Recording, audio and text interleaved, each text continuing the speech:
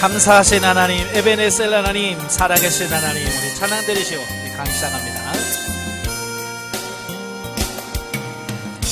감사하신 하나님, 에베네셀 하나님, 살아계신 하나님,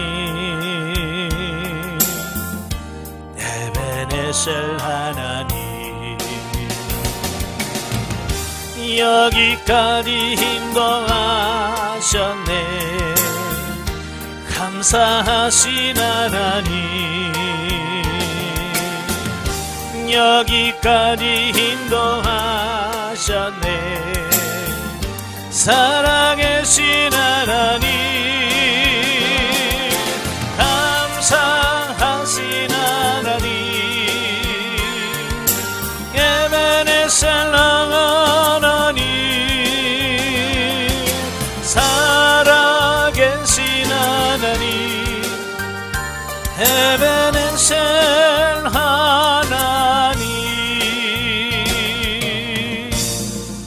아멘. 기도하겠습니다. 은혜로우신 아버지, 여기까지 인도하셨다고 우리는 주님을 찬양합니다. 우리 에베네셀 되신 그 하나님을 늘 찬양하면서 그 하나님과 동행하는 우리 삶이 되어지게 하옵소서. 오늘도 다니엘서의 말씀을 같이 상고할 때 정말로 그 에베네셀의 하나님의 역사를 우리가 친히 경험하고 체험하는 시간이 되어지게 하옵소서. 시종을 주님께 맡겨오며 예수님의 이름으로 감사하며 기도합나이다. 아멘. 예, 이 시간 우리 다니엘서 1장부터 보죠. 21페이지를 보시면 1장이 나오게 되어지는데요. 자, 1장은 포로 시대의 영웅 그 다니엘의 성장과 바벨론 및 바사 황실 진출 배경에 대한 요약입니다.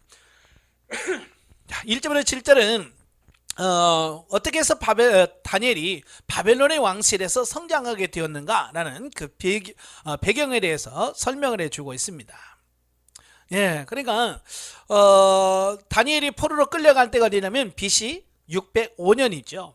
이때가 제1차 포로 포수전, 바벨론으로 제1차로 끌려가던 그 시대입니다. 예, 그래서 바벨론으로 끌려간 이유가 뭐냐면 물론 그 반역을 방지하기 위한 부분도 있지만 그 각 속국들의 귀족들의 자녀들을 불러다가 교육시켜서 바벨론 정책에 따라서 그런 교육을 시키기 위해서 그들을 끌어간 거죠. 그래서 다니엘과 그 세 친구들이 같이 가게 되어지는데요. 이것은 일명 식민지 정책의 일환입니다. 자, 우리도 일제시대 때 비슷한 것을 경험하죠. 일본 사람들이 우리 한국에 그래서 똑똑한 사람들을 일본으로 데려가요. 그래서 일본식 교육을 시켜요. 그래서 일본식 교육을 시켜서 그들로 하여금 한국에 다시 돌아와서 그 한국 사람들을 통치하고 다스리는 앞잡이로 사용하는 겁니다. 예, 저 유대인들처럼 우리 한국 사람도 굉장히 자존심 강하잖아요. 그러니까 유대인들도 그래요. 똑같은 말을 해도 이방인이 하면 안 들어. 근데 자기 같은 민족이 말하면 들어.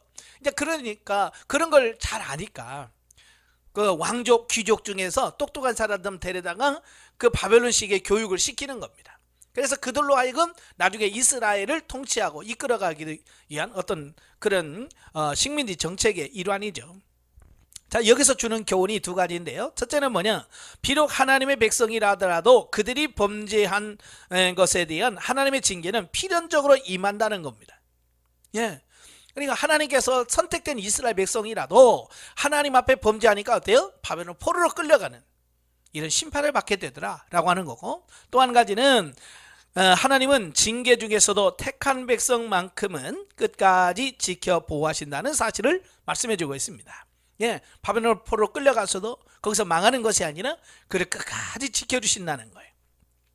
자, 두 번째 단락은 이제 8절부터 16절까지인데요. 다니엘과 그 세 친구들의 신앙 지조다라고 이렇게 보면 돼요. 그들이 이제 바벨론으로 들어갔죠. 이제 포로로 끌려갔어요. 근데 그들은 뭐냐면 이방 풍습에 물들지 아니하고 하나님의 신앙을 온전히 지키기 위해서 노력하는 그런 모습들을 보게 됩니다. 그래서 하나님께서 그들을 지켜주시고 보호하시죠. 그래서 다니엘과 세 친구들이 그 바벨론 왕의 음식과 포도주 먹기를 거부하고 물과 채식만 하기를 원했고, 그럼에도 불구하고 하나님께서는 그들에게 지혜와 총명을 더하시고 육체의 건강까지도 주셨다라고 하는 부분이죠. 자, 한편 바벨론 제국이 점령국의 왕족과 귀족의 자제들 중에서 뽑은 인재들을 그 점령국의 반란을 막기 위한 일종의 볼모였습니다. 옛날에 우리나라도 똑같아요. 중국에서 당나라, 청나라 이럴 때 우리나라를 속국으로 여겼잖아요. 그래서 왕자들 또 공주들 데려갑니다. 그래서 너희들 반란을 일으키거나 내 말 안 들으면 얘 죽는다, 이제 그러는 거죠. 그러니까 자기 아들이 끌려갔는데 왕이 중국에 반발하겠어요? 못하죠. 이제 그런 거예요. 또 아까도 말한 것처럼 그 유능한 사람 데려다가 그들을 통해서 통치하려고 하는 어떤 이런 부분을 보게 되지요. 자, 때문에 다니엘과 그의 세 친구가 이런 사실을 분명히 인식하고 있었는지는 알 수 없으나 설령 그것이 아무리 그들 자신의 순수한 신앙적 동기에서 유대 율법에 어긋나는 우상에게 바쳐진 음식이라 하여 왕의 음식을 거부한 것이라 할지라도 그것은 바벨론의 입장에서 볼 때는 일종의 반항으로 보여줄 수 있는 매우 위험한 행위였다. 그러죠. 바벨론 왕국에 가서 나 이런 거 안 먹습니다 라고 하는 것은 결국 바벨론이나 그의 왕국에 대적하는 어떤 그런 행위로 볼 수 있는 거죠. 그때 이들의 나이가 10대거든요. 그러니까 10대의 반항기, 이 사춘기적인 어떤 그런 걸로 오해할 수 있었다라고 하는 겁니다. 그때 당시만 해도 이 종교와 정치가 아직 이렇게 완전히 갈라서지 않는, 지금도 마찬가지예요. 이슬람 같은 경우는 종교와 국가는 하나예요. 그죠? 그때 당시는 더 심했죠. 그런 시대에서 그들의 신에게 복종하지 않는다라고 하는 것은 이건 죽음과도 같은 거예요. 바로 이제 그런 위험한 시대에도 불구하고 이 다니엘과 세 친구들이 나는 하나님의 율법을 어길 수 없다는 이유 때문에 그 왕의 산의 진미를 거부하고 물과 채소만 먹기로 신앙을 결심했다라고 하는 것은 정말 대단한 거다라고 할 수 있는 겁니다. 오늘날에는 그렇죠. 오늘날도 마찬가지. 이거 쉽지 않아요. 많은 오늘 크리스찬들이 성인이 돼서 회사에 들어가요. 회사에 들어가면 가장 많이 하는 게 회식이거든요. 그래서 지금은 많이 없어졌어요. 근데 옛날에는 꼭 한 달에 한 번씩 월급날 다음에는 회식 꼭 해. 저도 예전에 직장 다니면 꼭 월급날 회식하거나 그 다음날 회식을 해요. 그러면 빠질 수가 없어. 근데 가면 반드시 하는 게 뭐예요? 위하여! 그래서 막 돌려. 그러면 아이고 거기서 나 교회 다니는데 안 먹어요. 이거 뭐 말하기가 진짜 대단한 믿음 아니고는 이게 쉽지 않아요. 지금 뭐 죽고 사는 문제가 아니고 그냥 조금 좀 그래도 괜찮아. 뭐 아무리 해봐야 뭐 회사에서 왕따밖에 더 당하겠어요. 근데 그때 당시는요, 이건 죽고 사는 문제예요. 잘못했다가 왕한테 잘못 보면 저 목철하면 죽는 겁니다. 그런 시대에 자기의 믿음을 지킨다라고 하는 것은 보통이 아닌 거죠. 그지? 그럼에도 불구하고요, 그들이 아무런 해를 입지 않고 또 산의 진미를 먹은 다른 속국의 영제보다도 더 건강하고 총명해진 것은 뭐냐? 그들의 순수한 신앙을 가상해 계신 하나님의 특별한 보호심의 결과였다라는 겁니다. 그러니까 하나님의 뜻대로 말씀대로 살려고만 하면 하나님께서 어떻게 지켜주시더라 그 말이에요. 문제는 뭐냐? 그렇게 살려고 하는 마음이 없다는 거예요. 마음이. 저도 이제 군대 가서 직접 경험해 본 거잖아요. 처음에는 자기 신앙 지키려면 엄청나게 어려워요. 그렇지만 정말로 거기서 그 단계만 딱 뛰어넘으면요, 그 다음부터는요 많은 사람들이 도와줍니다. 정말 하나님께서 그 순간순간 많은 사람들을 통해서 도와주셔.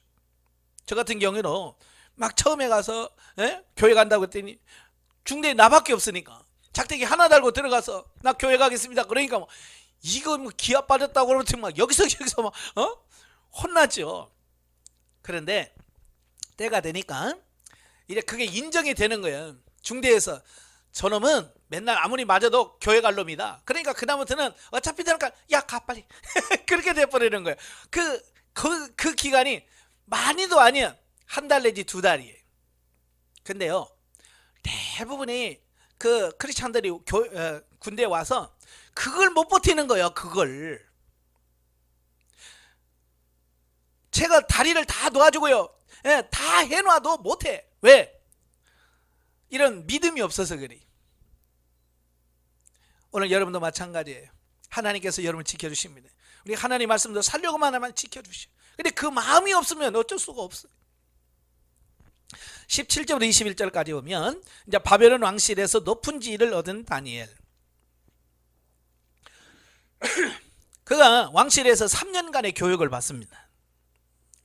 예, 그래서 교육 과정을 마치고 나서 그 교육받은 다른 소년들 뭐 하겠어요? 학교에서 시험 보듯이 그들 다 테스트를 해보겠죠. 다 테스트를 해보니까 다른 소년들에 비해서 학문과 재주가 아주 탁월하다는 겁니다.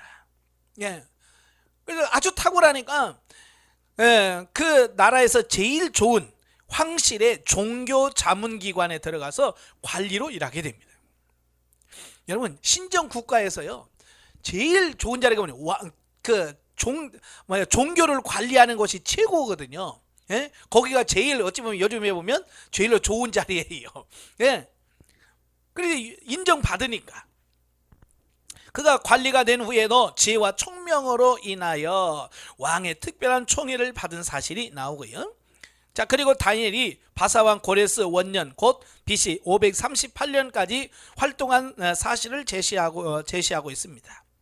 자, 그리고 이것으로 보면 공식적인 다니엘의 공식적인 활동 연대는 제1차 바벨론 포수 시기였던 BC 600자가 지워졌습니다. 605년부터 538년까지로 우리가 볼 수 있겠죠. 예. 자, 본문에서 다니엘은요 특별히 이상과 몽조를 깨달아 아는 자로 소개를 하고 있습니다. 예, 이상과 몽조는 뭐냐, 꿈이나 환상 같은 것을 보고 그것을 해몽할 수 있는, 해석할 수 있는 특별한 은사죠. 이게 하나님께서 다니엘에게 주신 어떤 은사, 달란트라고 볼 수 있습니다. 자, 왜냐하면 앞으로 다니엘서는 그 꿈을 통해서 하나님의 역사를 계속 보여줄 부분들이거든요. 그러니까 그걸 하려고 하니까 다니엘에게 그런 달란트, 그런 은사가 필요한 거죠. 네, 그래서 바벨론 왕들의 꿈을 통한 간접적인 묵시이든 또 직접적인 묵시이든, 그러니까 다니엘이 직접 자기가 꿈을 통해서 계시를 받든 아니면 왕이 꿈을 꾸고 꾼 꿈에 대해서 통해서 하나님의 뜻을 전하든, 예, 이게 직접적인 간접적이든 그런 뜻이에요. 또 다니엘과 그의 세 친구의 지혜와 총명이 바벨론 제국의 모든 박수와 술객보다 낫다는 사실은 본장 이후에 본격적으로 서술되어 있는 바 그들의 생애 동안 그들에 대한 하나님의 보호와 은총이 실로 컸음을 암시한 서론적 언급이라고 볼 수 있습니다. 그러니까 아까도 말씀드렸지만요, 하나님은 하나님 자신을 사랑하고, 예, 그 섬기는 사람은요 하나님께서 그냥 보고만 계시지 않아요. 그에게 특별히 함께 하시고 복을 주시고 지혜를 주시고 또 거기에 합당한 상을 베푸신다는 이 부분을 우리에게 보여주고 있습니다. 여러분도 마찬가지예요. 정말 하나님을 바르게 섬기십시오. 하나님 여러분 복 주십니다. 예, 섬기지도 않으면서 맨날 복 달라니까 하나님도 머리 아파. 그렇잖아요. 살면서 복 달라고 그러면 그냥 주실 수 있잖아요. 살지도 않으면서 맨날 복 주세요 복 주세요 그러니까 하나님이 여리저리 따져보고 따져봐도 복 줄 게 없어. 그래서 우리에게 빌어먹을 복을 주는 겁니다. 그러니까 잘 살아야 돼요. 잘 살면 내가 그냥 복 달라고 안 해도 줘. 제가 우리 교회 성도들한테 그러잖아요. 제발 복 달라고 기도하지 말고 그냥 사면 그냥 하나님의 약속이기 때문에 그냥 복 주세요 안 해도 그냥 주셔. 왜? 그건 하나님의 약속이니까. 영적에 보면, 자, 본문에서 느부갓네살은요 사단의 종이 된 세상의 권세자를 의미하고, 유다왕 여호야김은 하나님을 섬기는 성도들로 이해된다. 하나님을 섬기는 성도는요 세상과 더불어 살아가야 하고 세상의 권세 속에서 부딪힐 수밖에 없다. 느부갓네살의 왕국에 있는 다니엘은 성도가 세상의 권세와 삶의 현장에서 믿음을 지켜나가야 하는 성도의 삶을 나타내고 있습니다. 그러니까 다니엘이 그 바벨론에서 어떻게 살았느냐는 결국 저와 여러분, 예수 믿고 하나님 믿는 사람들이 이 세상에서 어떻게 살아야 될 거냐라고 하는 부분을 잘 보여주는 부분이에요. 예, 그래서 저와 여러분들은 세상 속에 살고 있지만 세상에 속해서, 예, 세상을 추구하면서 사는 존재가 되어서는 안 된다. 우리는 하나님의 자녀로서 믿음을 지키고 하나님 안에서 신실하게 살아가야 된다라고 하는 것을 교훈해주고 있는 부분이라 볼 수 있겠죠. 자, 2장으로 갑니다. 자, 2장은 이제 느부갓네살 왕의 첫 번째 꿈에 대한 부분입니다. 1절부터 13절 느부갓네살의 첫 번째 꿈과 해석 명령입니다. 이때가 언제냐면 느부갓네살의 통치 2년 BC 602년에 있었던 느부갓네살의 첫 번째 꿈, 곧 한 큰 신상에 대한 꿈으로서 이에 대한 다니엘의 해석과 그로 인하여 다니엘이 더욱 큰 명성을 얻게 된 배경을 기록을 하고 있습니다. 그러니까 이 2장의 기록은 다니엘이 어떻게 해서 역사의 전면에 등장하게 되는가, 이 배경에 대해서 설명을 해주고 있는 겁니다. 그러니까 때가 돼야 돼요. 어떤 계기가 되어서 하나님께서 그를 역사의 전면으로 탁 띄우는 거거든요. 그러니까 요셉도 그 바로 왕의 꿈을 통해서 역사의 전면에 딱 등장시키잖아요. 그 전에 누가 요셉이 있는지 누가 알아요? 그죠? 주변에는 몇 사람이나 알았겠죠. 또 다윗도 마찬가지예요. 양을 치는 목동에서 골리앗을 죽이는 그 사건을 통해서 어때요? 갑자기 역사에 확 드러나잖아요. 이게 하나님께서 쓰시려고 하면 그렇게 확 드러나게 하신 누가? 하나님이. 여러분도 마찬가지예요. 예, 지금 뭐 누가 알아주는 사람 없고 뭐 그럴지만 모르지만 때가 되면 하나님께서 어때요? 역사의 전면에 딱 들어서시면 쓰셔. 근데 계기가 있단 말이에요. 계기. 바로 오늘 다니엘이 역사의 전면에 확 등장하게 된 부분은 느부갓네살 왕의 꿈을 통해서 나타났다. 1절부터 3절은 느부갓네살 왕의 이제 큰 신상의 꿈을 꾸고 나서 범인에 빠진 사실을 말씀하고 있고, 4절부터 11절은 모든 술사에게 해석을 하라고 했지만 아무도 못함. 그러니까 12절 13절에 보면 왕이 분노하죠. 그래서 그 모든 술사를 죽이라고 명령을 합니다. 자, 왜 왕이 분노했을까요? 이 느부갓네살 왕이요, 이 종교, 특별히 종교를 그때 당시에는 뭐 술사들이라든지 이런 사람들이죠. 그런 사람들에게 많은 혜택을 준 거예요. 세금 혜택부터 시작해서 많은 혜택을 줬는데도 불구하고 막상 그들을 통해서 야 좀 뭐 좀 알아봐, 못 알아주는 겁니다.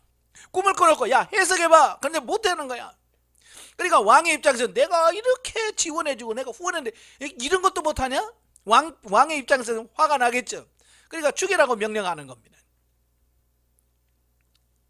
자, 여기서 느부갓네살이 분명히 꿈을 꿨어요. 꿈을 했는데 문제는 뭐냐? 그 꿈을 다 기억하지 못한다는 거예요. 대충만 알고 있는 거야. 대충만. 그러니까 느부갓네살도 답답한 거죠. 아예 모른다든지 기억이 안 나든지 뭐 그러면 괜찮겠지만 뭐 있는 것 같긴 한데 뭔지 모르겠는 거야. 이게 얼마나 답답하겠어요. 그래서 술사들을 불러다 놓고 내가 꿈을 꿨는데 내가 뭘 꿨는지를 알아맞추고 거기에 해석도 하라는 겁니다. 그러니까 이 술사들은 답답하죠. 그죠? 그냥 꿈 얘기를 잘잘잘 다 해놓고 내가 이런 꿈을 꿨는데 이게 무슨 뜻이냐라고 하면 우리도 뭐 군대 말로 짬밥이라는 게 있잖아요. 인생을 살아가다 보면 대충 꿰어 맞출 수 있습니다. 여러분도 그러죠? 그죠?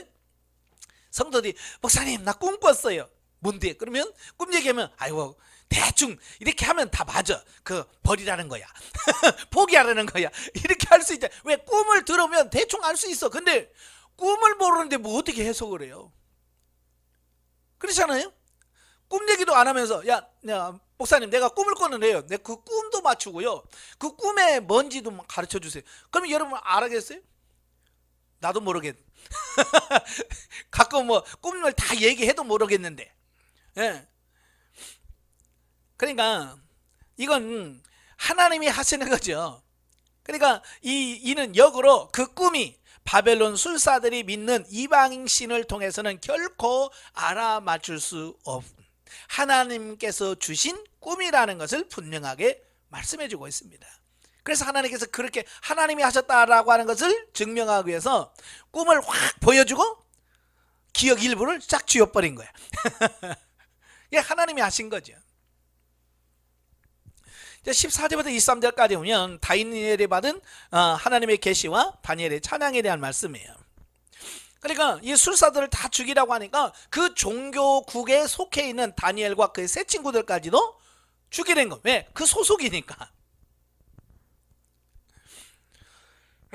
그래서 14절부터 16절까지 보면 이제 왕의 명령을 받고 시위대장 아리옥이 그걸 죽이기 위해서 가는 겁니다. 근데 다니엘이 왜 이렇게 급하냐? 시간을 좀 줘라. 부탁을 합니다. 그리고 기한을 요청을 합니다. 그리고 나서 17절부터 19절을 보면 다니엘이 자신의 절친한 세 친구들과 함께 합심하여 기도합니다. 자, 여기서 중요한 게 뭐냐? 합심 기도가 중요한 거예요. 어떤 어려운 문제가 오면 내가 그 문제를 혼자 해결하려고 하지 말고, 혼자 기도하려고 하지 말고 도움을 요청하고 기도해서 같이 그 문제를 풀어가는 게 중요한 겁니다. 근데 우리는 하도 독립심이 강하니까 뭐든지 혼자 해. 누구한테 말하는 게 자존심 상하기도 하고. 하나님께서 왜 그래? 너 그 자존심 내려놔.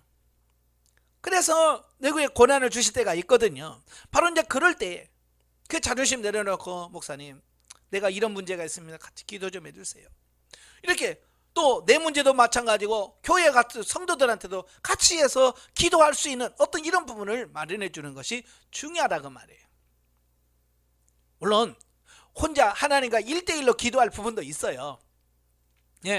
그렇지만 때로는 어떤 교회 전체적인 문제라든지 또 나라 민족을 위한 길이라 이런 것은 같이 기도하는 게 훨씬 낫잖아요. 지금 이건 다니엘 혼자 문제가 아니잖아요. 지금 바벨론뿐만 아니라 전 세계를 향한 하나님의 뜻이 있는 거예요. 혼자 기도하지 않고 친구들을 불러놓고 같이 기도하자라고 말합니다. 이건 뭐예요? 합심기도의 능력이다. 그래서 같이 기도할 수 있는 이런 삶이 되셔야 됩니다. 그러니까 하나님께서 어떻게 해요? 역사하시죠. 20절부터 23절에 보면 그 계시를 통하여 세계 역사를 당신의 선하신 뜻으로 주관하시는 놀라운 하나님의 비밀을 깨닫게 된 다니엘의 하나님께 대한 찬양, 감사 찬양을 보도하고 있습니다. 다니엘도 아마 그 꿈의 하나님의 계시를 보고 굉장히 놀랐을 거예요. 왜냐하면 그 왕의 꿈은 그냥 일반적인 꿈이 아니잖아요. 인류 역사 앞으로 하나님께서 이 역사를 어떻게 끌어가실 것인가 라고 하는 하나님의 역사 진행 과정을 전체를 보여주는 어쩌면 역사의 진행 시간표거든요. 그렇잖아요? 이것도 뭐 1년의 앞으로 아니라 뭐 200년, 300년, 400년, 500년 아니 주님 오실 그날까지를 쫙 꿰뚫어보는 그런 역사였으니까 다니엘도 막 깜짝 놀랐을 거야. 그러니까 하나님을 찬양할 수밖에 없죠. 24절 30절에 보면 하나님의 계시를 가지고 왕 앞에 선 다니엘입니다. 24절 25절에 보면 다니엘이 시대장관 아리옥의 인도로 왕 앞에 섭니다. 26절 30절에 보면 다니엘이 느부갓네살 왕에게 그 꿈을 주신 자는 바벨론의 모든 술사들이 믿는 우상의 신과 완전 구별되는 유일하고 참되신 하나님이란 사실을 소개하고 있습니다. 참 다니엘도 대단한 거죠. 왕 앞에서 그 꿈을 주시고 그것을 해석하시는 누구냐? 하나님이다. 그 나라는요 자기 나라의 국가 우상 종교가 있다니까요. 바로 그 종교 앞에서 당당하게 하나님을 소개하고 있습니다. 다니엘 자신은 단지 그 계시를 전달하는 전달자에 불과할 뿐이라는 사실을 언급해주고 있습니다. 자, 여러분, 자 여기서 자칫하면 하나님보다 다니엘 자신이 크게 나타날 수 있는 기회가 돼. 그죠? 내가 말이야, 내가 다 알았어, 이렇게만 되면 그렇잖아요. 얼마든지 다니엘은 자기를 클 수 있어. 근데 다니엘은요, 나는 그냥 단지 하나님의 말씀을 전달한 전달자일 뿐이다. 하나님을 높여, 하나님의 영광을 드러나는 거예요. 자, 이것은 우리가 하나님의 일할 때 우리가 매우 중요한 부분입니다. 많은 은사자들이 뭐 기적을 나타낼 때 자칫 하나님보다 누구를 나타내 자기 자신을 드러낼 때가 많아요. 특별히 이제 목회자들은 이 부분은 굉장히 중요한 겁니다. 네, 내 자신을 하나님보다 더 드러나면 안 돼. 나를 통하여 하나님의 영광이 드러나게 해야 돼. 그러니까 다니엘처럼 나는 그냥 전달자입니다. 이 모든 것은 하나님이 하신 겁니다 라고 전할 수 있는 이런 삶이 되셔야 돼. 우리도 이제 설교를 잘하면 뭐가 되냐면 하나님보다 자기 자신이 높아져. 그죠? 그래서 설교 못하는 게 감사하셔야 돼. 설교 못하는 거 감사해야 되고요, 능력 없는 거 감사해야 돼. 속상할 거 없어요. 감사하셔야 돼. 왜? 그걸 통해서 내가 높아지는 것이 아니라 하나님이 높아지는 거예요. 그러니까 사실은 내가 설교를 너무 잘하면 내가 나타나. 그냥 설교를 못할 때는 오직 하나님만 나타나게 돼. 아시겠죠? 그래서 그걸 통과하셔야 돼. 근데 그걸 통과하지 못하고 자꾸 나를 드러내려고 하니까 속상한 거야. 내가 좀 잘해서 내가 확 나타나는데 내가 안 나타나는 거야. 그죠? 그러니까 속상한 거야. 예, 설교를 못해서가 아니라 내가 드러나지 않았기 때문에 속상한 거야. 이제 그걸 내려놓으셔야 돼. 그래서 그래요, 내가 죽을 써서 하나님의 영광이 나타난다면 나는 매일 죽을 쓰겠습니다. 내가 설교 못해서 아버지의 영광이 드러난다면 나는 정말로 세상에서 설교 제일 못하는 사람이 되길 원합니다. 그래야 돼요. 아버지의 영광만 드러난다면. 예.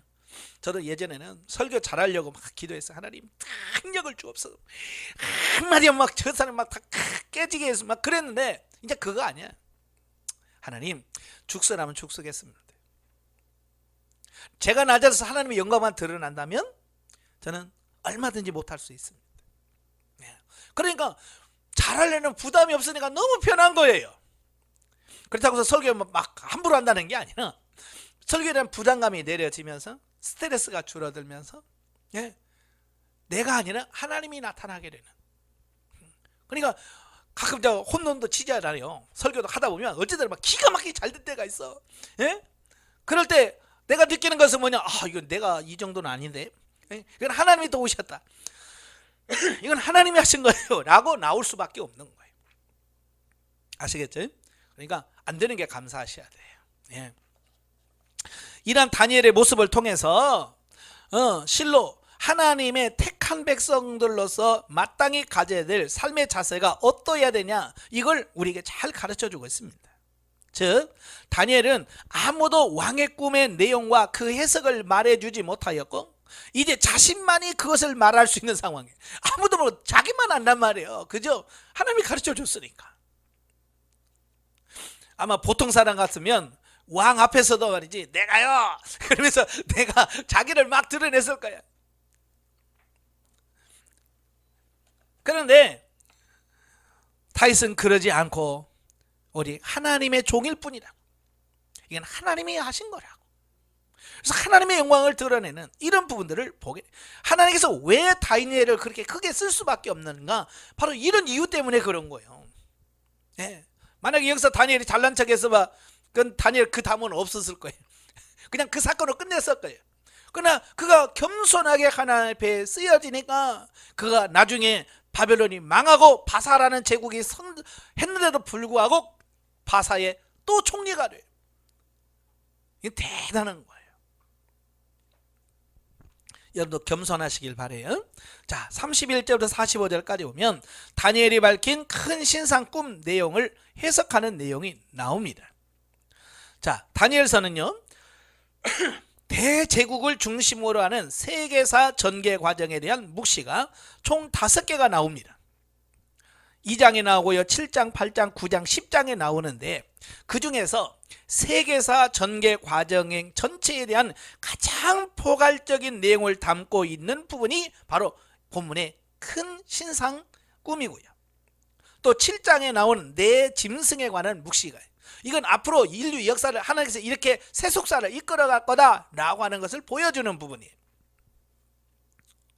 그러니까 본문은 그 한 큰 신상의 묵시는 세상의 모든 나라가 다 하나님을 떠난 인본주의적인 나라로서 역사의 절대 주권자이신 하나님의 심판으로 필히 멸망에 이르게 되는 세상 나라의 동질성과 동일한 운명을 강조하고 있다. 즉, 큰 신상의 금머리는 바벨론 제국을 의미하고, 은으로 된 가슴과 팔은 메대와 바사 제국을 상징합니다.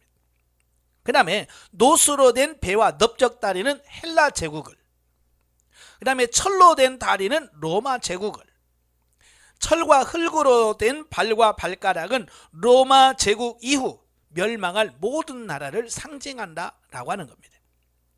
그러니까요, 이 신상은 지나온 옛날 이야기를 하는 게 아니에요. 과거의 역사를 이야기하는 게 아니라 앞으로 전개될 역사에 대한 부분이에요. 이래서 이게 다른 거예요. 예. 그러니까 우리는 이미 이 역사를 다 지나왔기 때문에 그렇구나 라고 이해가 되지만, 그들은 아직 지나보지도 않은 앞으로 미래 세대를 이야기하고 있으니까 그들이 이걸 받아들일 때 어떻게 받아들이겠어요? 그잖아요. 그러니까 이 하나님의 역사가 대단한 거죠. 그러니까 이걸 통해서 역사의 주관자가 누구냐? 하나님이시다. 하나님만이 역사를 이렇게 계획할 수 있고 그 계획대로 역사를 진행해 가실 분은 오직 하나님밖에 없다. 이것을 다니엘서가 보여주고 있는 거예요. 그리고 그 신상이 있는데 뜨인 돌이 나오죠. 예, 뜨인 돌이 그 신상을 다 깨트려 버려요. 바로 그 신상을 깨트린다라고 하는 것은 무슨 말이에요? 예수 그리스도의 재림을 통한 세상 나라에 대한 대심판이 있을 것을 의미합니다. 그러니까 세상 나라가 이렇게 쭉 진행하지만 그 뜨인 돌에서 그 신상이 아예 없어져 버리잖아요. 바로 예수 그리스도의 재림을 통해서 이 세상 나라는 다 없어지고 새로운 하나님의 나라가 건설될 것을 예표하는 그 모습, 그걸 말씀해 주고 있습니다. 46절 49절이면 느부갓네살의 다니엘 중용. 자, 그 느부갓네살이 얼마나 놀랐을까요? 그죠? 자기 꿈도 다 맞추지. 그 역사를 하나님께서 어떻게 진행될 거라는 걸 다 말하니까요, 얼마나 놀랐을까요? 그래서 느부갓네살이 막 경탄을 맞이하지 않습니다. 대단하다, 어떻게 이런 거 할 수 있느냐. 예? 그때 이 다니엘의 나이가 겨우 한 20살 정도 된, 5, 60대 이렇게 많이 된 사람이라면, 어떤 경륜이나 있으니까 이제 새파란 청년 20살밖에 안 된 청년이 그걸 이야기한다는 건 보통이 아니잖아요. 그래서 그에게 예물과 향품뿐만 아니라 그를 황실 종교 자문 기관에 속한 바벨론의 모든 술사 위에 우두머리로 삼았습니다. 20살에 그건 어찌보면 그 나라의 최고의 실력과 권력과 모든 걸 딱 쥐고 있는 그 자리에 최고의 수장이 된 거야. 이게 대단한 거죠. 20살 때. 여러분 20살 때 뭐 했어요? 여러분 20살 때 뭐 했어요? 여러분 헤매고 있어요. 세상에서 뭐 할까 막 헤매고 있는데, 이 다니엘은 나라의 가장 귀한 직책의 수장으로, 대단한 거죠. 그러니까 이걸 보면 느부갓네살이 얼마나 그 사건을 통해서 크게 감동했는가, 이걸 알 수가 있는 거죠.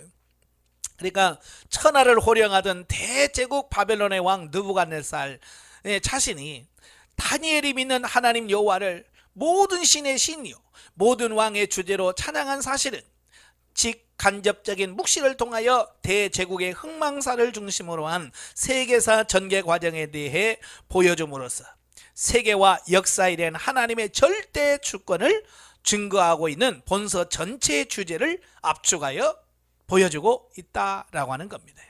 그러니까 이걸 통해서 보여주는 게 뭐냐면 인류 역사는 하나님이 주관하신다. 예. 하나님이 역사하신다. 이걸 우리에게 보여주고 있는 겁니다.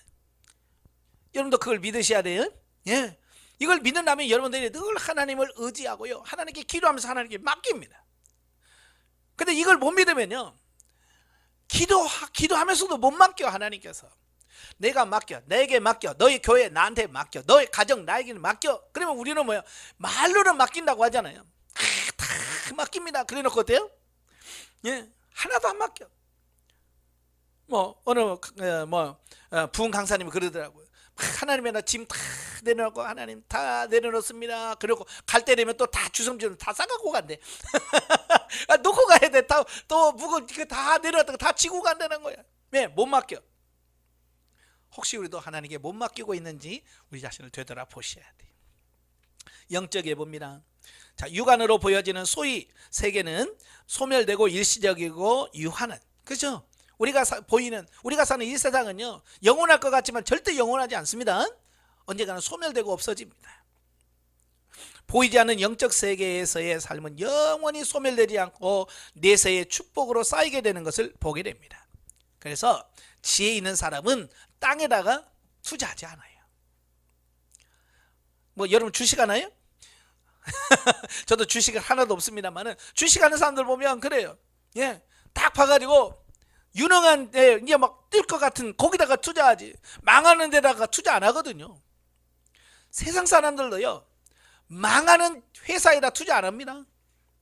물론 잘못 알아서 투자하고 망할 수도 있지만, 예, 우리도 어찌 보면 세상에 투자할 거냐, 하나님에 투자할 거냐, 하나님 나라에 투자할 거냐, 둘 중에 하나예요. 여러분 보이지 않는 하나님의 나라에 투자하시길 바래요. 성도가 현세 천국 안에서 영적으로 성숙하여 하나님의 진리를 사랑하고 따를 때 이 땅에서도 존귀함을 받게 된다. 세상에서의 존귀함을 받는 것이 신앙의 목적이 아니라 온전한 믿음에 이르는 삶이라는 신앙의 참된 목적을 향해 매진할 때 하나님과 세상에서 존귀함을 받는다는 것을 비유하고 있습니다. 그러니까 우리의 목적이 세상에서 출세하고 성공하는 것이 되면 안 돼요. 그냥 우리는 하나님 앞에 바르게 살고 하나님 앞에 진실하게 섬기면 하나님께서 세워주시는 거예요. 왜? 그걸 통해서 하나님의 역사를 드러나시게 하시려고 하니까. 이 순서가 바뀌면 안 돼요. 3장으로 가지요. 다니엘의 세 친구의 그 풀물별 처형 사건이 나옵니다. 1절부터 7절 보면 느부갓네살 왕의 금신상 건립과 숭배 명령이 나와요. 자, 이 느부갓네살이 금신상을 만들어서 거기다가 절하라고 한 시기는 그가 왕이 돼서 18년이 지난 586년. 여러분 BC 586년 하면 생각나는 게 뭐예요? 남유다가 멸망한 해잖아요. 그죠? 하나님의 나라였던 남유다가 바벨론에서 철저하게 무너지고 성전이 무너지고 성벽 성전이 다 무너지고 바벨론으로 포로로 다 끌려간 시대입니다. 바로 그 시대예요. 예. 그렇다면 2장에서 살펴보았던 큰 심상에 대한 꿈 사건이 있은 지 약 16년이 지난 해입니다. 그러니까 그 처음에 금신상 그 큰 신상만 봤을 때는요, 느부갓네살 막 감동을 했잖아요. 그걸 막 다니엘에게 야, 너 그런 사람 막 명예도 주고 다 줬잖아요. 근데 그 마음이 몇 년 못 가다 16년 못 간. 그래도 16년 가면 대단히 많이 간 거예요. 요즘에는요 1년도 안 가요. 1년 뭐 몇 개월도 안 가요. 이 사람이 하면 이렇게 간사하죠. 느부갓네살도 뭐 그래 니네 하나님이 최고다, 여호와가 최고다 그래 놓고도 거기에 반대하는 금신상을 만드는 겁니다. 자, 여기서 이제 중요한 것은 왜 그러면 이 바벨론 왕이 느부갓네살은 왜 금신상을 만들었을까라고 하는 거예요. 이제 이게 중요한 겁니다. 자, 그 이유는 분명치 않아요. 성경에 안 나와 있어요. 그러나 여러 가지 유추해 보면 이런 거예요. 그러니까 큰 신상 꿈 사건 이후 느부갓네살이 한낱 포로에 지나지 않은 다니엘과 그의 세 친구들을 중용하고 유대인들이 믿는 하나님 여호와만을 존중함으로써 본래 다신교 신앙을 인정하고 있는 바벨론에서 있을 수 없는 일을 한다는 비난을 면하기 위해서일 것이다. 이는 바벨론 제국 통치하에 많은 다양한 종족의 속국들이 있었다는 사실을 감안할 때 충분히 일리 있는 추측이다 라고 하는 겁니다. 그러니까 그 나라 안에도요 여러 종교가 있고 신들이 다 있단 말이에요. 근데 느부갓네살이 유독 유대인들, 그것도 포로민들이 온 그 신이 최고다라고 하니까 다른 종교를 섬기는 사람들이 불만이 있겠죠. 아니 왜 똑같이 해야지 왜 거기만 특별 대우해 주십니까? 이제 그런 거겠죠. 예? 그런 불만이 있을 수가 있고요. 또 한 가지 더 중요한 게 있어요. 둘째가 더 중요합니다. 이건 뭐냐? 이 느부갓네살이 남유다를 완전히 정복한 다음에 교만해지기 시작한 거예요. 왜냐하면 그 전까지만 해도 야 니네 하나님이 대단하다, 야 이스라엘의 하나님이 대단하다 그랬는데요, 그들 이스라엘이 믿는 신 여호와 그 백성들조차도 어때요? 자기가 싹 깡그리 무너뜨렸거든요. 하나님의 성전까지도 어때요? 다 무너뜨려 버렸어요. 그러니까 느부갓네살이 생각한 게 뭐겠어요? 내가 이거 하나님보다 세네? 그렇게 된 거예요. 그렇잖아요. 그들이 이스라엘 백성들 섬기는 신이 있는 성전을 무너뜨려내도 자기가 뭐 버린다든지 막 벼락을 친다, 그런 게 하나도 없는 거예요. 그래서 그가 교만해지기 시작하는 겁니다. 내가 하나님보다 세구나. 그러니까 하나님이 가만히 꼼짝도 안 하고 자기는 꼼짝 못하고 있는 거 아니에요. 그죠? 자기 생각에. 그래서 이제 첫 번째 꾸었던 꿈을 기억나게 하는 겁니다. 다니엘이 뭐라고 했습니까? 왕의 시대가 끝나고 왕보다 못한 나라가 세워질 겁니다. 그러는 거예요. 그러니까 하나님은 이렇게 계획을 했지만 뭐요? 느부갓네살이 그래? 그럼 나는 이걸 바꿔 역사를 바꿀 거야. 어떤 그런 거거든요. 만약에 그가 하나님을 섬겼다면 자기가 꾼 꿈대로 만들었어야 돼. 머리만 금으로 만들고, 그죠? 가슴과 팔은 은으로 만들고, 배와 넓적다리는 동으로 만들고, 다리는 철로 만들고, 발은 철과 여러 흙이 섞인 그 상태로 만들었어야 돼. 근데 온 전신을 뭐로 만들었어요? 금으로 만든다. 이건 뭘 말해요? 첫 번째 꿈을 통해서 계시했던 그 하나님의 그걸 내가 무시해버리겠다, 그런 거거든요. 이게 하나님의 어떤 역사 진행에 대하여 반기를 든 겁니다. 하나님은 머리만 금이라고? 아니야. 나는 전신이 다 금으로 만들 거야. 그래서 하나님의 역사 진행표를 자기가 바꿔보겠다라고 하는 교만의 극치라고 볼 수 있다라고 하는 겁니다. 그러니까 하나님 앞에서는 그게 뭐예요? 교만이죠. 그죠? 그러니까 항상 교만은 패망의 선봉이라고 그랬어요. 교만하면 망하는 거야. 그러니까 이걸 보면 이 나라가 얼마 못 가겠구나. 근데 이걸 우리가 짐작할 수 있는 거거든요. 자, 8절부터 18절에 보면 금신상 숭배 거부죄로 참소당한 다니엘의 세 친구.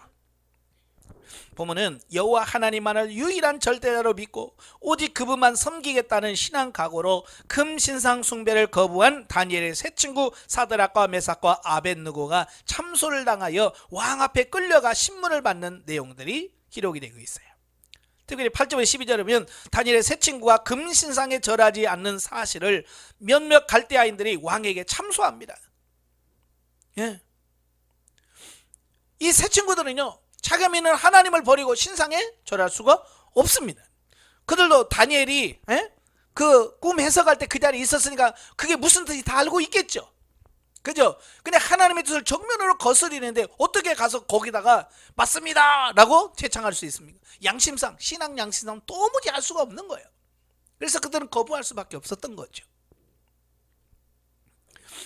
13절 18절에 보면 왕 앞에 끌려온 세 친구가 왕이 그러죠. 다시 내가 기회 줄 건데, 다시 내가 너에게 기회 주겠다. 악기 소리가 나거든 절만해라. 그러면 용서해 주겠다라고 말합니다. 왕도 너무 인재들이다 보니까, 그죠? 인재들이다 보니까 살려주고 싶은 거죠. 그래서 기회를 주는 겁니다. 그러나 그들이 거부하죠. 그러니까 왕이 화가 날 수밖에 없는 거죠. 자, 여기서 우리가 중요한 게 뭐예요? 믿음의 결단이 필요할 때는 이런 죽음을 각오한 결단이 필요하더라라고 하는 겁니다. 근데 많은 사람들은 어떤 순간의 위기를 모면하기 위해서 배신한 경우가 많습니다.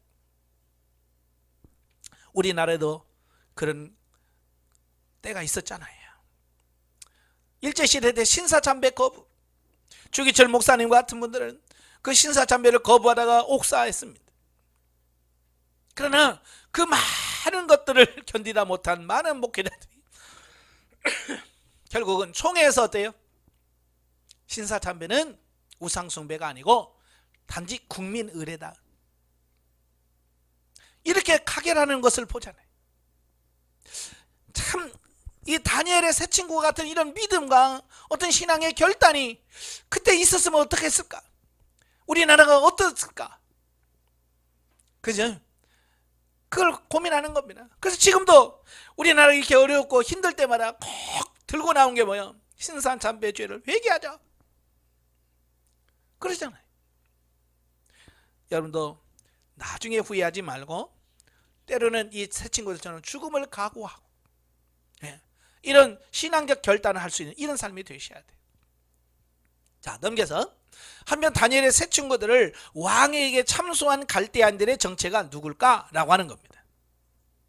아마 그들은 바벨론 제국의 제2 권력자였던 다니엘과 또 상당한 권력을 소유하고 있던 그의 세 친구들을 평소 시기하고 질투한 자들임이 분명합니다. 참, 그들의 입장에서는요, 그럴 수 있잖아요. 그죠? 자기들은 그 바벨론이란 나라를 세우게 하여 목숨 걸고 전쟁터에 나가서 싸워서 바벨론이라는 나라를 세웠어요. 근데 다니엘과 그 세 친구들은 뭐예요? 전쟁에서 포로로 끌려온 사람인데, 그잖아요. 전쟁에서 져서 포로로 끌려온 사람인데 그 큰 나라에 좋은 자리는 다 차지하고 있단 말이에요. 배 아플까요? 안 아플까요? 그들의 입장에서는 배 아프겠죠. 그죠? 우리도 가끔은 이제 뭐 날라온 돌이 박힌 돌 뺀다고 그런 말 하면서 얼마나 섭섭하게 할까요? 예? 똑같을 거예요. 그래서 다니엘은 직접 못해. 여기는 왜 다니엘이 왜 빠졌냐? 왜 빠졌을 것 같아? 그러니까 다니엘은 원래 하나님을 섬기는 거 아니까 느부갓네살도 그 양심이 있잖아요. 아무리 자기가 교만해도, 그렇잖아요. 다니엘은 역사 진행을 다 해먹여 줄 사람이니까 다니엘 너도 와, 너도 꿇어 라고 할 수는 없어, 아무리 왕이라도. 그래서 왕은 다니엘 너는 빠져, 아마 그랬을 것 같아. 그러니까 이게 다니엘이 왜 안 들어갔냐, 많은 사람들이 그래요.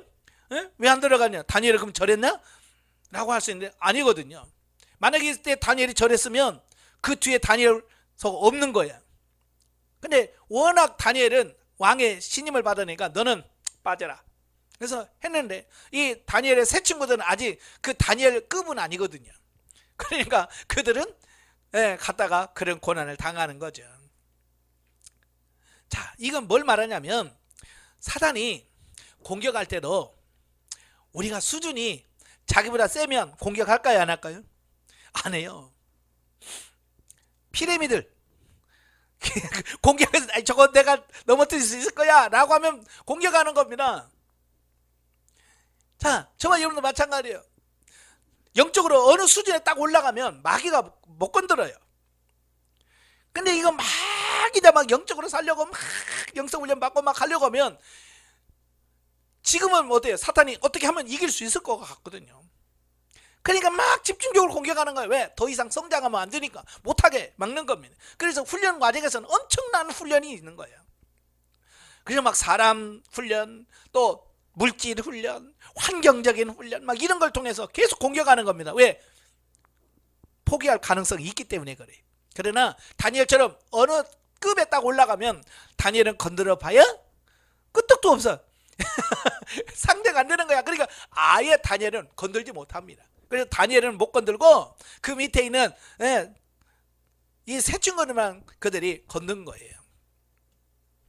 근데 여러분도 만만하게 보지 않도록, 아시겠죠? 네, 만만하게 보지 않도록 여러분이 큰 신앙과 믿음 안에 굳게 서는 이런 부분이 필요합니다. 근데 만만하게 여겼던 그들이 만만하지가 않은 거예요. 그들이 봤을 때는 만만했거든요. 그죠? 예? 그런데 만만하지가 않은 거야. 근데 그들이 뭐야? 우리는 차라리 불불 안에 들어가서 죽을 망정 나는 여호와만 섬기겠다. 나 우상한테 절대로 섬기지 않겠다라고 말합니다. 예. 자, 여기서 세상에 그 어떤 것도 하나님보다 높은 건 없습니다.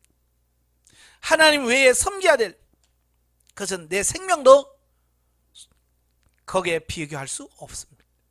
그래서 지금까지 수많은 순교자들이 생긴 이유가 뭐예요? 예? 어떤 명예를 위해서 순교한 게 아니잖아요. 하나님을 더 높이고 하나님의 영광을 위하여 자기 생명을 내는 거. 그러니까 천국에서 가장 큰 상을 받는 사람이 누구예요? 순교자예요. 여러분이 순교자가 되길 바래요. 자, 19절 20절째를 보면 풀물 속에서 구원받은 다니엘의 세 친구입니다. 왕이 기회를 줬어요. 근데 그들이 그 기회를 뿌리쳐 버렸습니다. 그리 아니하실지라도 우리는 절대로 왕이 만든 신상에 절하지 않겠습니다. 그리고 왕이 화가 나니까 야, 불을 7배를 더 뜨겁게 해라 그랬어요. 그래서 7배나 더 뜨겁게 해서 얼마나 뜨겁게 했는지 그 세 친구들을 풀물불에 집어넣으려고 했던 사람은 불에 다 죽어버렸어. 그런데 정작 그 풀불에 떨어진 이 세 친구들은 그 풀물 속에서 돌아다녀. 예, 거기 보면 뭐가 있어요? 사람 같지 아니한 또 누가 있어요. 그죠? 분명히 네 사람이 세 명을 풀불에 넣었는데 사람 같지 않은 누군가가 또 한 명이 있어. 네 명이 풀불에서 막 돌아다니는 겁니다. 예? 지금 뜨거워서 팔짝팔짝 뛰어도 지금 시원치 않은 판인데 거기서 돌아다니는 거야. 그러니까 왕이 얼마나 놀랐을까요? 예? 그러니까 그렇게 교만했던 그 느부갓네살이 야, 아벤느고야, 사드락과 메삭과 아벤느고야, 내가 잘못했다 그랬잖아요. 바로 하나님이 그 불꽃 가운데서 우리를 지켜주셨어요. 거기 보니까 어때요? 머리카락 하나 타지 않았다. 얼마나 대단합니까? 그들 풀무에 집어넣었던 사람 다 죽었다니까요. 근데 그 속에 들어간 사람은 안 죽어요. 이건 하나님의 보호하심이에요. 여러분도 마찬가지예요. 이런 신앙이 없어서 문제지 정말 죽게 각오로 하면 하나님께서 때가 아니면 안 죽입니다. 예. 때가 된 사람은요 갑니다. 예. 하나님의 때가 되면 가요. 그러나 아직 하나님이 때가 아니고 아직 할 일이 남아있는 사람은요 안 죽어요. 그래서 제가 가끔 그래요. 사명자는 절대로 죽지 않는다. 예. 사명을 다하면 죽어요. 여기서 주는 교훈이 뭐냐? 첫째, 참 성도는 오직 한 분 하나님만 믿고 의뢰하는 가운데 죽으면 죽으리라는 일사각오의 신앙으로 살아야 된다. 아시겠죠? 예. 대부분의 지금 많은 사람들 이런 믿음이 없어요. 그러니까 편하고 좋아할 때는 막 할렐루야 그러니까 좀만 어려우면 어때요? 획 하고 떠나버리는 거예요. 왜? 이런 믿음이 없으니까. 두 번째로 성도에 대한 하나님의 보호는 절대 완전한 것으로 그 어떤 위험이나 악한 세력도 성도를 하나님의 손에서 빼앗을 수 없다라고 하는 것을 말씀해 주고 있습니다. 그렇잖아요. 오늘도 살아계셔서 역사하신 그 하나님의 손에서 누가 나의 생명을 뺏어가겠어요? 28절 30절에 보면 여호와의 능력을 체험한 느부갓네살의 찬양과 조치들이 나옵니다. 예. 그러니까 금 신상의 숭배를 거부하고 그 풀불에 떨어졌지만 머리카락 하나 타지 않고 옷에서 불탄 냄새도 안 나는 그 기적들을 경험하고 나서야 느부갓네살이 정말 니들이 섬기는 하나님 여호와만이 진짜구나. 그래서 하나님을 찬양합니다. 그래서 바벨론 전체 백성들에게 조서를 내립니다. 오늘부터 여호와를 모독하는 말을 하지 마라. 그리고 다니엘의 그 세 친구들에게 바벨론 제국의 수도인 바벨론 도에서 이전보다도 높은 지위를 준 사실을 기록하고 있습니다. 참 이걸 보면 하나님은 참 반전, 참 좋아하셔. 네. 역전의 명수가 누구냐? 하나님. 뭐 요즘에 뭐 복음성가 중에 역전되리라 뭐 그런 찬양도 있더라고요. 하나님을 섬기면 반드시 역전됩니다. 예. 자, 느부갓네살은요 다니엘의 세 친구를 심판할 때 너희를 극렬히 타는 불못 가운데서 던져 넣을 것이니 누가 너희를 내 손에서 건져낼 신이 어디 있겠느냐라고 협박했잖아요. 자, 그 말 속에는 두 가지 의미가 내포되어 있죠. 첫째는 BC 586년 느부갓네살 왕 자신이 남한국 유다를 정복할 때조차도 자기 백성을 구원치 못했던 유약한 신 여호와가 어떻게 푸른 불 속에서 너희를 건져낼 수 있느냐, 그런 뜻이거든요. 근데 여기서 우리가 눈여겨볼 것은, 여러분, 유다가 망한 것은 하나님의 능력이 없어서 망한 게 아니잖아요. 그죠? 단지 그들이 하나님의 범죄하고 타락해서 하나님께서 어떻게 해요? 그들을 심판하실 목적으로 바벨론에게 맡겼을 뿐이지 하나님의 능력이 없어서가 아닌 거예요. 예수님도 그가 겟세마네 동산에서 기도하시고 새벽에 붙잡히셔. 베드로가 어때요? 칼을 빼들고 우째 그러면서 막 휘둘러서 말고의 귀를 잘라버리잖아요. 그러니까 예수님 그러잖아요. 야, 칼을 도로 꽂아라. 야, 내가 힘이 없어서 내가 지금 끌려간 줄 아느냐? 나는 12영도 더 되는 천군 천사가 있어. 내가 여기서 끌려가지 않으면 어떻게 아버지의 뜻이 이루어지겠냐? 아버지의 계획하심, 하나님의 구속사가 그래서 내가 끌려가서 죽는 거지, 내가 힘이 없어서 죽은 건 아니야. 사실 유다가 바벨론에 망한 것도 하나님의 능력이 없어서가 아니고 유다가 타락해서 거기에 대한 심판, 징계 차원에서 바벨론을 망하게 한 것뿐이에요. 아시겠죠? 그러니까 그걸 보고 교만할 필요가 없다는 거야. 근데 이 느부갓네살은 그 예루살렘을 무너뜨리고 나서 교만해져 버린 거야. 아, 내가 대단하구나. 하나님도 아무것도 아니네? 이제 그렇게 되어지는 겁니다. 둘째는, 과연 풀무불 속에서 던져진 자를 살리신 신이 있다면 그 신이야말로 진정한 신일 수 있다는 어떤 그런 부분도 되거든요. 그죠? 왜냐하면 지금까지 수많은 우상신들 중에서 그 어떤 신도 풀무불에서 타 죽은 자를 살려낸 적이 있어요, 없어요? 없었거든요. 근데 유일하게 하나님께서 그를 건져내셨단 말이에요. 그러니까 그 친구는 뭐요? 그러니까 그 친구를 살려낸 모습을 보면서 진짜 신이 너희 하나님이다 라고 믿을 수밖에 없었던 사건이 바로 거기서 나온 거죠. 이건 뭐예요? 느부갓네살의 경험을 통해서 나온 겁니다. 자, 영적인 예를 보면 육안으로 보여지는 은사적인 기적만을 믿고 따르는 사람일수록 인생에 큰 시련이 닥칠 때 오히려 예수님을 부인하고 교회를 떠나기 쉽다. 그러니까 눈에 보이는 것으로만 신앙생활 하지 마라. 영적인 사람은 눈에 보이는 것을 따라 살지 않아요. 하나님, 현실을 초월해 계신 그 하나님을 바라보면서 사시는 분이 누구냐? 영적인 사람이라 그 얘기입니다. 자, 4장으로 갑니다. 두 번째 꿈이죠. 곧 큰 나무 꿈 및 그 관련을 사건을 체험한 느부갓네살 왕의 그 여호와 찬양 조서입니다. 아까도 말했지만 사람은요 경험을 해도 시간이 지나면 금방 잊어버려요. 예, 뭐 붕어 IQ가 3초라고 그러죠. 예, 그래서 금방 낚시에 걸려가지고 낚시꾼이 살려주면 좀 있으면 또 와서 또 물어. 사람도 비슷비슷해요. 느부갓네살도 마찬가지예요. 풀불에서 건지신 그 하나님을 경험했잖아요. 그러면 겸손해져야 되는데 또 교만해져.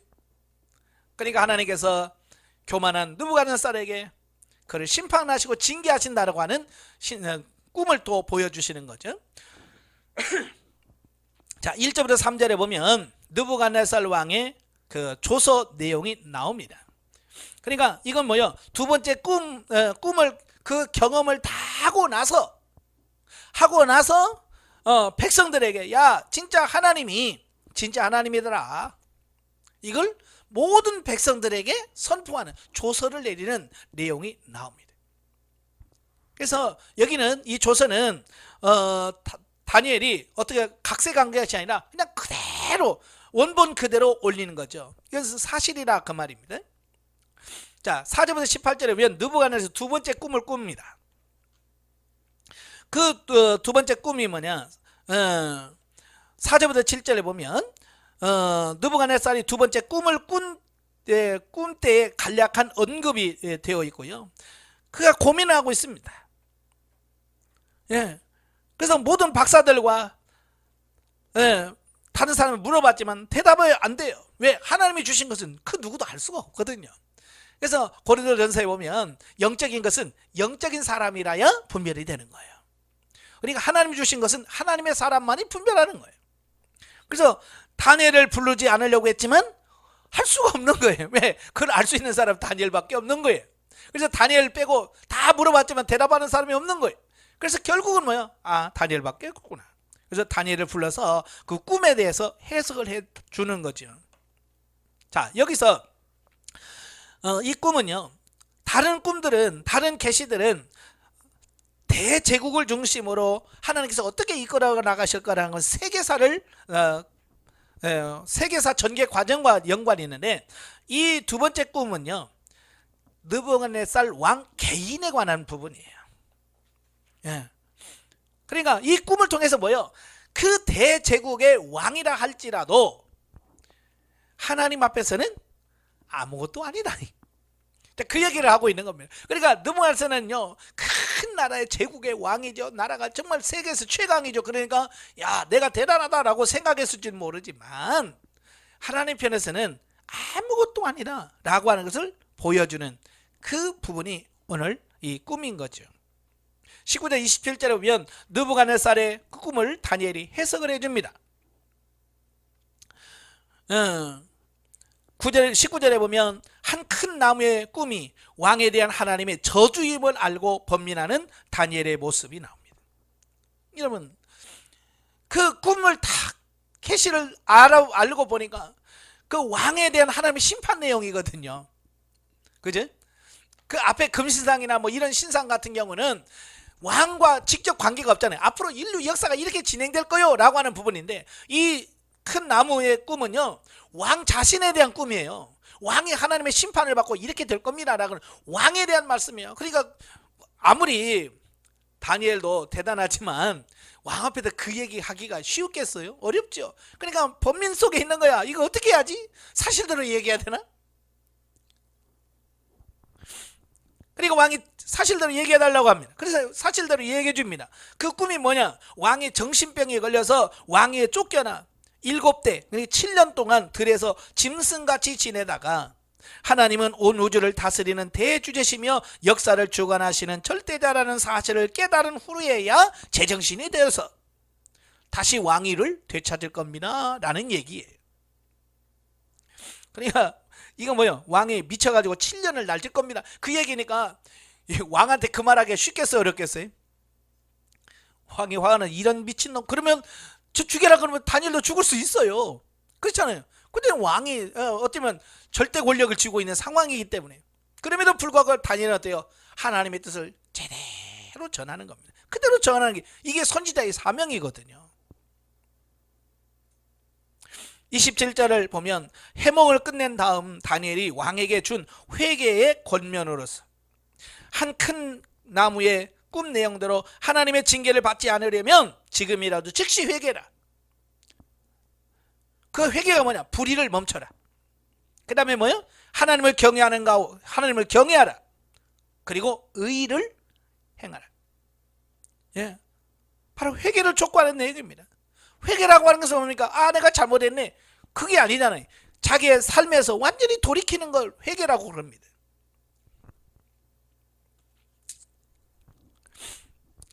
그 말씀을 순종했으면 얼마나 좋겠어요. 그죠? 근데 순종을 안 해. 여러분도 어때요? 순종하는 편이에요? 안 순종하는 편입니까? 말도 되게도 안 듣잖아요. 하나님 말씀은 죽어도 안 들어. 예. 이 느부갓네살이 바로 하나님 말씀을 듣지 않은 그들이 어떻게 되는가를 확실하게 보여주는 겁니다.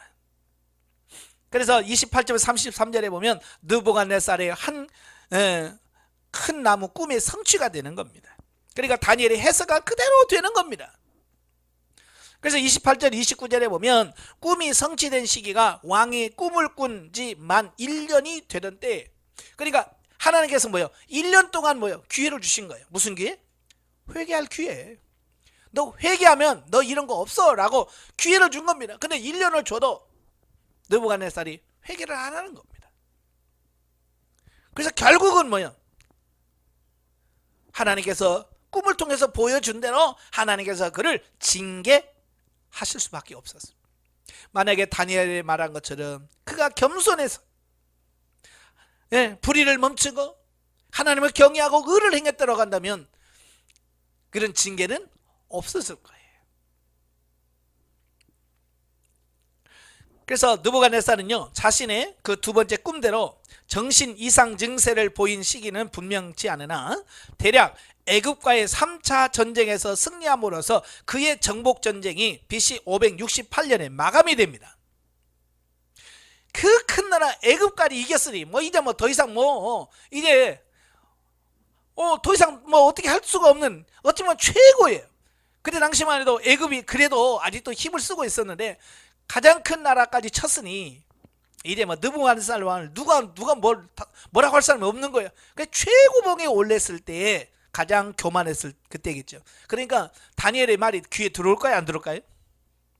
안 들어와요.